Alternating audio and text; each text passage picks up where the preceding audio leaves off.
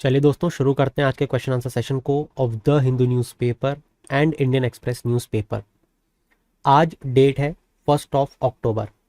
देखो, आज हम जिस आर्टिकल को सबसे पहले पिक करना चाहते हैं वो एक बहुत ही कंट्रोवर्शियल आर्टिकल भी हो सकता है। ऐसा मैं क्यों कह रहा हूँ?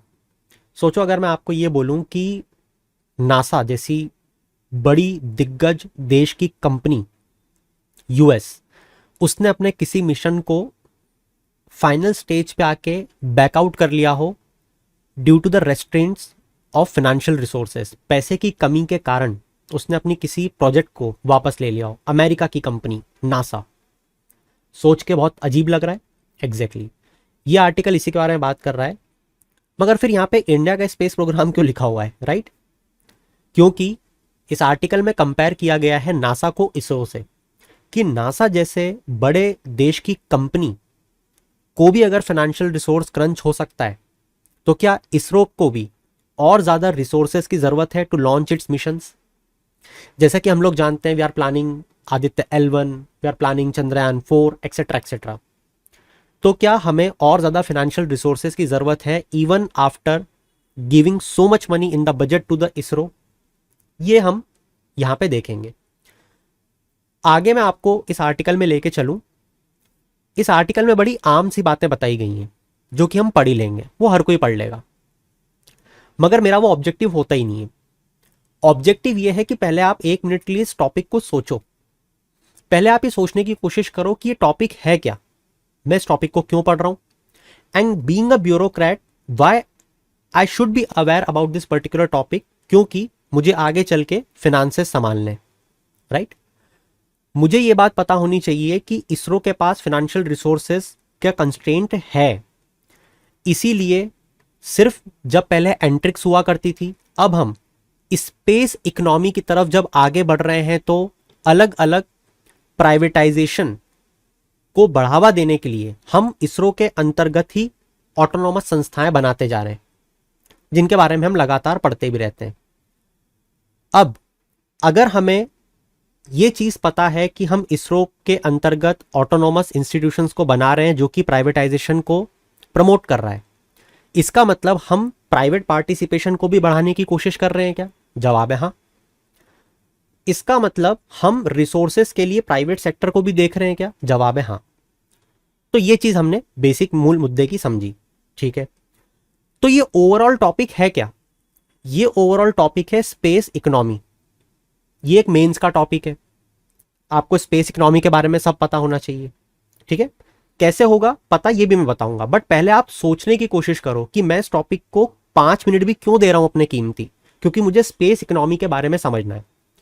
अब लेट सपोजेडली आपके सामने एक स्पेस इकोनॉमी का ऐसा क्वेश्चन मैं पटक दूं या मेंस में आ जाए कि फाइनेंशियल रिसोर्सेज का क्रंच रहता है हर इंस्टीट्यूशन में, इसरो के पास भी है, या इसरो के फ्यूचर पोटेंशियल प्रोजेक्ट्स को फुलफिल करने के लिए, सक्सेसफुली लॉन्च करने के लिए हमें और ज्यादा रिसोर्सेज की जरूरत पड़ेगी।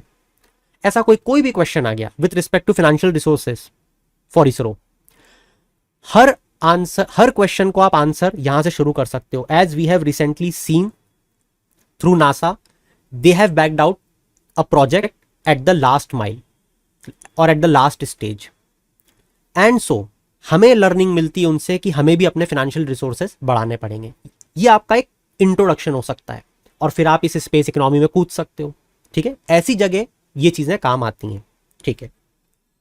अब मैं एक बार आपको आर्टिकल दिखाता हूं और फिर मैं आपको फिर ब्रॉडर टर्म में लेके चलूंगा कि स्पेस इकोनॉमी में आपको क्या क्या चीजें अपने आंसर में लिखनी पड़ेगी जो आपको दूसरे आपके कॉम्पिटिटर से अलग बनाएगी। देखो, जब मैं आपको इस टॉपिक को और ज़्यादा डीप डाउन लेके जाऊंगा तो मैं आपको यहाँ पे बोलूंगा कि आप एफडीआई को भी यहाँ पे मेंशन करो, जो रिसेंट में चेंजेस किए गए हैं with respect to space economy. कितने स्टूडेंट्स होंगे जिनको ये बात पता होगी कि स्पेस इकोनॉमी को इकोनॉमी के एफडीआई से हम लोग अगर कनेक्ट करके लिख दें तो आपके आंसर में 4 चांद लग जाएंगे, बट आपको पता ही नहीं है। ये चीज़ें आपको किसी भी आर्टिकल को पढ़ने के पहले सोचनी चाहिए, जब जाके आप न्यूज़पेपर से कुछ ऐसा क्रक्स निकाल पाओगे जो आपका कॉम्पिटिटर जीवन भर नहीं निकाल पाएगा। चलो, अब देखो, बड़ी आम सी बातें हैं, जैसे नासा ने कैंसिल कर दिया है उसका एक वाइपर मिशन। हमारे लिए मिशन इंपॉर्टेंट नहीं है, वाइपर क्या है, क्यों है, ये हमारे लिए इंपॉर्टेंट नहीं है, ठीक है?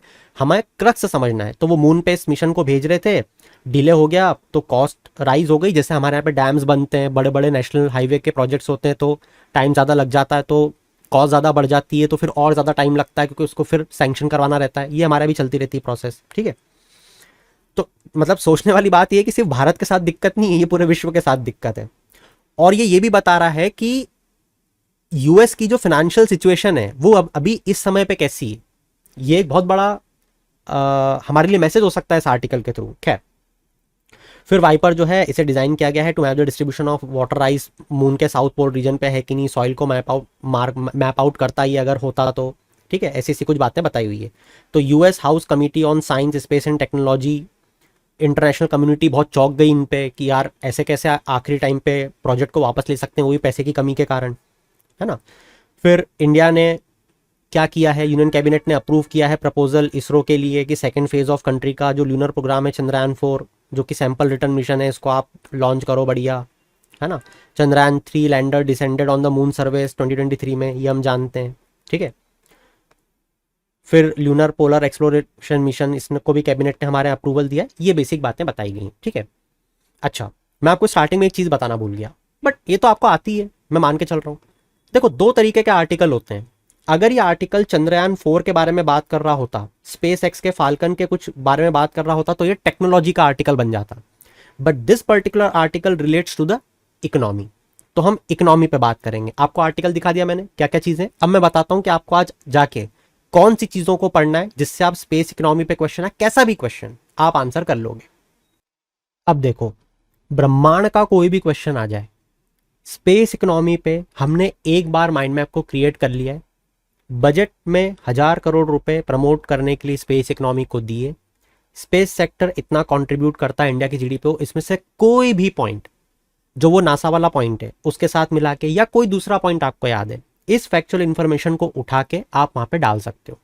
या वेंचर कैपिटल फंड या seed fund scheme in space, जो हमने देखा था इंस्टीट्यूशन को गठित किया जा रहा है, इसके बारे में आप डाल सकते हो। इसी के साथ एक और चीज सुनो, हम लोग जब भी इसरो के बारे में पढ़ते हैं, हम लोग हमेशा इस डायग्राम को देखते हैं, है ना। हमेशा आपको ये जो डिपार्टमेंट ऑफ साइंस है इसके अंदर इसरो, फिर इस डिपार्टमेंट ऑफ साइंस के अंदर ही इन स्पेस, फिर इसरो के अंदर जो ऑटोनॉमस इंस्टीट्यूशन न्यू स्पेस और एंट्रिक्स, ये अगर आप माइंड मैप अपने आंसर में एग्जामिनर को दिखाते हो तो कुर्सी से उठ के पहले ताली बजाएगा और फिर नंबर देगा। समझ पा रहे हो। तो ऐसा कोई भी अगर आपके सामने क्वेश्चन आपको दिख रहा है तो आप इन चीजों की मदद से, इन डायग्राम की मदद से उसे समझा सकते हो कि स्पेस इकोनॉमी को हम लोग कैसे प्रमोट कर रहे हैं। ये मुझे बहुत बेहतर तरीके से आता है। इनफैक्ट मुझे सारे इंस्टीट्यूशंस जो क्रिएट किए गए हैं उनके बारे में भी पता है, ठीक है। तो फैक्ट्स एंड फिगर्स हैं वो तो मैंने आपको बता ही दिए। फिर यहाँ पे आप लिखोगे कि स्टार्टअप कल्चर और प्राइवेट सेक्टर को क्यों हम लोग प्रमोट कर रहे हैं स्पेस के अंदर, ऑन वेरियस डायमेंशंस आपको लिखना है, ठीक है। प्राइवेट सेक्टर का पार्टिसिपेशन स्पेस में आज कितना है, क्या लिखोगे। मिशंस के बारे में लिखना पड़ेगा, कितने स्पेस बेस्ड स्टार्टअप्स हैं भारत में, जो रिसेंट में मेमोरेंडम ऑफ अंडरस्टैंडिंग साइन हुई फॉर प्रोड्यूसिंग पीएसएलवी एलएनटी जिसमें पार्टनर है, ये चीजें आपको मेंशन करनी है, ठीक है। स्टार्टअप और प्राइवेट सेक्टर के पार्टिसिपेशन में चैलेंजेस क्या हैं, क्यों नहीं आ पा रहा है प्रॉपर, ये आपको लिखना है। और फाइनली जो हमने देखा था कि सैटेलाइट मैन्युफैक्चरिंग ऑपरेशन में 74% के बियॉन्ड जाना है, तो वो गवर्नमेंट रूट के थ्रू जाना है। तो ये अगर एफडीआई के पॉइंट्स आप मेंशन कर दोगे इकोनॉमी के उठा के, तो आपको एक्स्ट्रा नंबर मिलेंगे ही मिलेंगे। और इस तरीके से आपका ये टॉपिक कंप्लीट होता है। इसके बाद में नेक्स्ट टॉपिक पे चलते हैं। देखो, बार बार आपको एक चीज मैं बता रहा हूं, अगर आप उसकी प्रैक्टिस डेली कर रहे हो तो आपको अपने अंदर डिफरेंस क्रिएट होता हुआ दिखेगा। मैंने कल भी आप लोगों को ये बताया था जब मैं आपको क्लाइमेट चेंज के टॉपिक को पढ़ने के लिए बोल रहा था, और उसके डाटा एंड फैक्ट्स की शीट जब मैंने आपको दिखा के बताया था, नेशनली डिटरमाइंड कॉन्ट्रीब्यूशंस हर बच्चे को टिप्स पे रटा होना चाहिए। हर बच्चे को national action plan on climate change के कितने गोल्स है टिप्स पे रटा होना चाहिए, कीवर्ड के थ्रू, कि हिमालय है नहीं है, गंगा है नहीं है। ऐसे क्वेश्चंस आपसे डेल श्योर यूपीएससी बार बार पूछेगा ही। अगर आपको ये नहीं पता कि 2030 तक हम कितना कार्बन सिंक बनाना चाहते हैं, अगर आपको ये नहीं पता कि non fossil fuel based energy generation हम बाय 2030 कितने गीगावाट करना चाहते हैं, हमने COP26 ग्लासगो में इस कमिटमेंट को लिया था, तो आपको फिर क्या ही पता है और आप किसी भी चीज को कैसे सीखोगे। ये आपको as early as possible achieve करना पड़ेगा। जो बेसिक चीजें हैं उनको रटना पड़ेगा अगर आप एक मेंस का अच्छा आंसर लिखना चाहते हो और प्री के क्वेश्चंस को अटेम्प्ट करना चाहते हो। तो अब इस आर्टिकल को देखो, ये बोल रहा है having private participation in India's nuclear energy. Nuclear energy में प्राइवेट पार्टिसिपेशन की बात कर रहा है। देखो चीजों को ना कंपेयर करके पढ़ा करो, कितनी अच्छी बात है और कितनी मजे की बात है। अभी हमने स्पेस सेक्टर में या स्पेस इकोनॉमी में इसरो में प्राइवेट सेक्टर के बारे में पढ़ा, फाइनेंशियल रिसोर्सेज कैसे आएंगे इसके बारे में पढ़ा। यहां हम क्या पढ़ रहे हैं कि इंडिया की न्यूक्लियर एनर्जी में प्राइवेट सेक्टर को क्यों इन्वॉल्व किया जा रहा है, जिसमें डोमिनेंस हुआ करता था सेंटर का एक जमाने में। क्यों किया जा रहा होगा? Because we are a developing economy, we need energy. Energy has to be produced by the private sector also, because if it will be dominated by the government only, government don't have enough financial resources to fund these types of nuclear reactor. And so we have come very recently with the concept of small modular reactor. Hope you all know this, हमने पढ़ा है। तो private sector का involvement इसके लिए कैसे जरूरी हो सकता है। अब देखो मैं आपसे एक प्रीलिम्स का क्वेश्चन बना के पूछता हूं।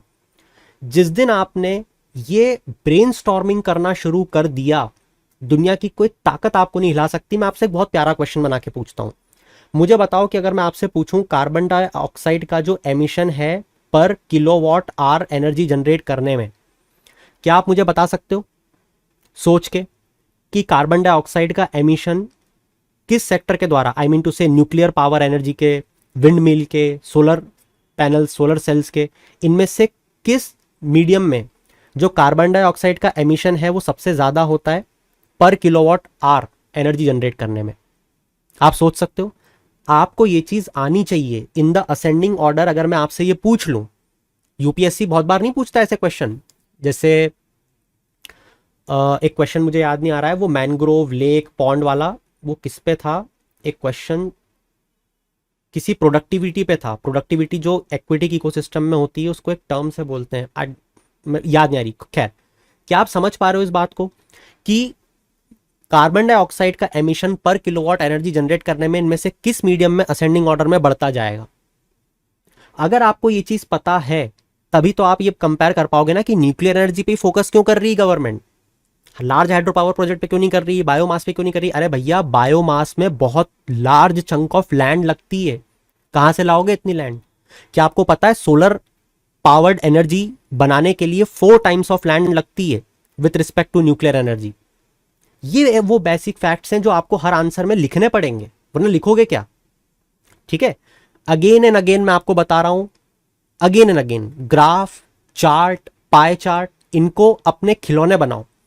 The day you make these things your tools और your toys, you can play with your toys as per your need. मैं बताता हूं कैसे। अब यहां पे वापस से वही जो आपको दिखाया था, विकसित भारत बनना है 2047 तक। देखो क्रोनोलॉजी समझो, विकसित भारत बनना है 2047 तक, ठीक है।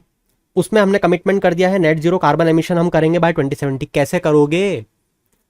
विकसित भी बनना है मतलब डेवलप्ड कैसे बनोगे? लोगों को पर कैपिटा एनर्जी कंजम्पशन ज्यादा करवाना पड़ेगा, इंडस्ट्री स्टैब्लिश करोगे तो उसके लिए पावर, और आपने तो यहाँ पे नेट जीरो कार्बन एमिशन का टारगेट ले लिया। ये दोनों साथ में कैसे पॉसिबल है? ये अपने आप में एक चैलेंज है, ठीक है। खैर, अब जैसे यहां पे हमने मान लो एक आंसर लिखना है। अब उस आंसर में अगर मैं ये ग्राफ बना के आऊंगा तो मुझे बताओ कि नंबर किसको ज्यादा देगा। वो यहां पे मैं लिख दूंगा CO2 एमिशन, मैं लिखूंगा सबसे ज्यादा कोल से होता है, फिर बायोमास, फिर सोलर, फिर लार्ज हाइड्रो, फिर न्यूक्लियर, फिर विंड। फिर मैं बता दूंगा कि solar need 300 times as much space as nuclear and biomass more than 8000 time.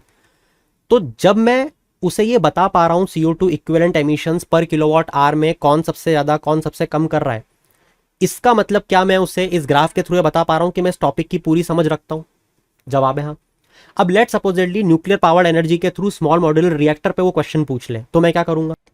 आगे बढ़ने के पहले, जैसे कि आप में से बहुत से लोग मुझसे ये पूछते हैं कि अगर हमें आपके साथ मिल के प्रिपेयर करना है राउंड द ईयर, जिस तरीके से आप पढ़ाते हो हमें वो पढ़ाने का तरीका बहुत अच्छा लगता है, हमें बताओ कि हम आपसे कैसे जुड़ सकते हैं, कैसे हम इस स्ट्रैटेजी को फॉलो करके अपने कॉम्पिटिटर से ज़्यादा इफिशिएंटली पढ़ाई करेंगे, और कैसे कम टाइम में हम चीज़ों को सम अप करेंगे, और कैसे हम डेली बेसिस पे अपने नोट्स बनाएंगे भी और उन्हें अपडेट भी करेंगे। ये एक प्रोसेस क्या है जो आप हमसे फॉलो करवाने की कोशिश कर रहे हो, तो उनको मैं 1 मिनट में जल्दी से इस पूरी प्रोसेस को समझा देता हूँ। देखो, ये जो पूरा खेल है जितने भी आप माइंड मैप्स देख रहे हो या देखते हो, ये सारे एचडी माइंड मैप्स काम करते हैं as short notes for us, जिसे हम आखिरी टाइम के लिए डिजाइन करते हैं throughout the year, daily basis पे। ये जो एचडी माइंड मैप है, जब हम हर टॉपिक का एक बार क्रिएट करते हैं, जो क्रिएट किया जाता है अलग अलग सोर्सेस से, जैसे अलग अलग newspaper, the Hindu, Indian Express, Business Standard, PIB and also some magazines. एक बार एक टॉपिक का जब माइंड मैप क्रिएट हो जाता है और वो माइंड मैप इस तरीके से बनाया जाता है जिससे प्री के सारे सवाल हम हल कर पाएं और मेंस का एक बहुत प्यारा मॉडल आंसर हम लोग लिख पाएं, बस हमारा काम खत्म हो जाता है। एक बार अगर माइंड मैप बन गया, उसके बाद जब भी न्यूज़पेपर में वो आर्टिकल आता है, हम अपने माइंड मैप को खोलते हैं, उससे उसे कंपेयर करते हैं। अगर न्यूज़पेपर के आर्टिकल में कोई नई चीज़ या ऐसी चीज़ आई है जो हमारे माइंड मैप में नहीं है, कोई नई अपडेशन आई है, तो हम उसे वहाँ पे लिख लेते हैं छोटी सी लाइन में, और हमारा पूरा टॉपिक रिवाइज भी हो जाता है और अपडेट भी हो जाता है। न्यूज़पेपर का न्यूज़पेपर पढ़ना हो जाता है। और सिर्फ न्यूज़पेपर ही नहीं, भले ही वो PT 365 हो या भले ही वो मंथली मैगजीन हो, टॉपिक देखा, उसमें अपडेट किया और आगे बढ़े। इस तरीके से हम डेली बेसिस पे अपनी चीज़ों को अपडेट करते हैं और हमेशा हम प्री और मेंस के लिए तैयार रहते हैं। इसका फ़ायदा ये होता है कि हमें आखिरी टाइम पे जो बाकी एस्पिरेंट्स भागेंगे, हमारे कॉम्पिटिटर इधर उधर, हमको कहीं भी नहीं भागना पड़ता। हम हर वक्त तैयार होते हैं एग्जाम को देने के लिए। तो ये जो स्मार्ट वर्क की स्ट्रेटेजी है, ये मैं आप लोगों के लिए मेहनत करके दे रहा हूँ, क्योंकि इसमें बहुत रिसर्च लगती है माइंड मैप्स को बनाने में, इसके इलेबोरेटिव वीडियोस डिलीवर करने में। आपका हार्डवर्क सिर्फ ये है कि आपको इन चीज़ों को फॉलो करना है। तो अब अगर आप इस चीज़ से जुड़ना चाहते हो तो मैं आपको सजेस्ट करूँगा www.buddhi-academy BUDDHIACADEMY पे जाके आप कोर्सेज को एनरोल कर सकते हो। अब इस पूरी चीज़ को जानने समझने के लिए, ये देखने के लिए कि ये चीज़ आपके लिए बनी है या नहीं, मैं आप सबको एक चीज़ सजेस्ट करूँगा, टेलीग्राम चैनल पे जाके देखो, जितने भी माइंड मैप्स हम लोगों ने बनाए हैं वो सब वहाँ पे अवेलेबल हैं। तो आप सब जाओ, टेलीग्राम चैनल को खोलो, वहाँ पे माइंड मैप्स को देखो। अगर आपको लगता है कि ये स्ट्रेटेजी आपके लिए बनी है, आप आपके कॉम्पिटिटर को बीट कर सकते हो स्ट्रेटेजी को फॉलो करके, then do enrol in both the courses, that is Indian economy and current affair. You will be benefited a lot. तो सिंपल, मैं कुछ भी नहीं करूँगा। मुझे क्या करना है, मुझे यहाँ पे बताना है उसे कि स्मॉल मॉड्यूलर रिएक्टर के फायदे क्या हैं, है ना। तो मैं उसे बताऊंगा कि देख भाई, 3 तरीके के रिएक्टर होते हैं, एक माइक्रो, स्मॉल और कन्वेंशनल। कन्वेंशनल में पावर ज़्यादा जनरेट होती है, रिफ्यूलिंग इतने साल में करनी पड़ती है, मगर स्मॉल मॉड्यूलर रिएक्टर में पावर भी कम होती है और रिफ्यूलिंग भी बहुत लंबे समय तक हो सकती है। समझ में आ गई बात। और बाकी जितना भी डाटा है जो न्यूक्लियर रिएक्टर का होगा, वो क्या होगा, वो होगा न्यूक्लियर फिजन, न्यूक्लियर फ्यूजन। इसी पे कोई क्वेश्चन पूछा होगा तो वो तो मेरा बेसिक पार्ट है, जो कि मैंने न्यूक्लियर प्रोग्राम में पढ़ा ही हुआ है। मैं बता दूंगा उसे कि क्या होता है। कन्वेंशनल में पूछा तो बता दूंगा 3 स्टेज क्या होती है, फिजन फ्यूजन क्या होता है, न्यूक्लियर रिएक्टर काम कैसे करता है, यही तो बताना है बस। तो वो कुछ भी पूछे, मुझे अगर मेरी बेसिक 5 से 7 चीज़ें पता हैं तो मैं किसी भी ऐसे क्वेश्चन को अटेम्प्ट कर सकता हूँ जो इस चीज़ से रिलेटेड हो। ठीक है, बस अब देखो ये क्या बोल रहा है आर्टिकल में, सीधे आर्टिकल में नहीं कूदना, अब पढ़ो। प्राइवेट पार्टिसिपेशन इंडिया की न्यूक्लियर एनर्जी में कैसे बढ़ाया जाए, 500 गीगावाट हमें इतने बाय 2030 तक जनरेट करनी है। फिर वो एटॉमिक एनर्जी एक्ट के बारे में बात कर रहा है कि हमने उसमें कैसे कुछ चेंजेस किए जिससे हम प्राइवेट सेक्टर को अंदर ला पाए जो पहले नहीं ला पा रहे थे। एब्सर्ड बात है, हमको मतलब नहीं है। ठीक है, बस ये आर्टिकल आपका खत्म हो गया। ठीक है, अब देखो, वैसे तो 2 ही चीज़ें इंपॉर्टेंट थी आज के न्यूज़पेपर में। अब जैसे कुछ बिजनेस की एक न्यूज़ है, मैं जब पढ़ रहा था तो मुझे यहाँ पे एक चीज़ दिखी, आरबीआई ने फ्लैग की है irregularity in grant of gold loan pulls up lender. जैसे ही एक स्टूडेंट ये आर्टिकल पढ़ता है ना, उसे तुरंत याद आना चाहिए मनी एंड बैंकिंग मॉड्यूल। अगर मेरा स्टूडेंट है तो यार आना ही चाहिए, इतनी मेहनत करी मैंने। इसमें आना चाहिए उसको क्वांटिटेटिव और क्वालिटेटिव टूल याद, उसे तुरंत याद आना चाहिए कि यार मैंने ये चीज़ पढ़ी है कि बैंक्स कई बार क्या करती है, जो क्वालिटेटिव टूल होता है जिसे लोन टू वैल्यू रेशियो बोलते हैं, इसमें गड़बड़ करके क्या करती है कि उन्हें ये बताया जाता है आरबीआई के द्वारा कि लोन टू वैल्यू कितना होना चाहिए। मतलब कि अगर 100 रुपए का गोल्ड है वैल्यू का, तो उस पर कितना लोन बैंक देगी। मगर बैंक यहाँ पे कई बार होशियारी दिखाती है और ज़्यादा होशियार बनने की कोशिश करती है, तो इस लोन टू वैल्यू रेशो को कम ज़्यादा अपने हिसाब से कर देती है। यहाँ पे उसको आरबीआई पकड़ लेती है। तो ये जो पूरा टॉपिक है ये क्या है, ये लोन टू वैल्यू रेशियो पे बेस्ड है। और इसके लिए नीचे पढ़ने की ज़रूरत भी नहीं होना चाहिए, तब जाके मैं मानूंगा कि आपकी प्रिपरेशन चल रही है। ये देखो यहाँ पे छोटा सा उन्होंने LTV लिख दिया है। अब ये आपको पता होना चाहिए कि वो लिख रहा है तो क्या है। अब जैसे मान लो ये आर्टिकल है, ये ट्रेड डेफिसिट, तुरंत एक स्टूडेंट को याद आना चाहिए कि यार एक होता है ट्रेड डेफिसिट, एक होता है करंट अकाउंट डेफिसिट, एक होता है ट्विन डेफिसिट। अब यहाँ पे जो करंट अकाउंट डेफिसिट रहता है हमारा डेफिसिट में क्यों रहता है, तुरंत बैलेंस ऑफ पेमेंट की जो शीट है वो तुरंत उसे याद आनी चाहिए। ठीक है, सारे इंडियन इकोनॉमी के स्टूडेंट्स को मैं फिर से ये बोलूंगा कि बैलेंस ऑफ पेमेंट को जाके पढ़ो। पढ़ो बैलेंस ऑफ पेमेंट में करंट अकाउंट में क्या आता है, जब आपसे बैलेंस ऑफ ट्रेड पूछा जाए तो इसका क्या मतलब होता है, विजिबल इनविजिबल पार्ट क्या होता है। इतने ल्यूसिड मैनर में आपको इकोनॉमी कोई नहीं पढ़ाएगा। फिर पढ़ो इंडिया के करंट अकाउंट डेफिसिट में स्टैटिक पोर्शन को पढ़ो, इतिहास में कब हमारा करंट अकाउंट सरप्लस गया है और उसके क्या कारण है रिसेंट में, उसको पढ़ो कि क्यों गया यहां पे सरप्लस में। ठीक है, तो ये चीजें जब आप रोज रोज पढ़ोगे तब जाके आपकी कमांड न्यूज़पेपर पे होगी। तो आज के लिए इस सेशन में मेरी तरफ से इतना ही था। That's it from my side, will meet you soon, till then keep shining, have a good day.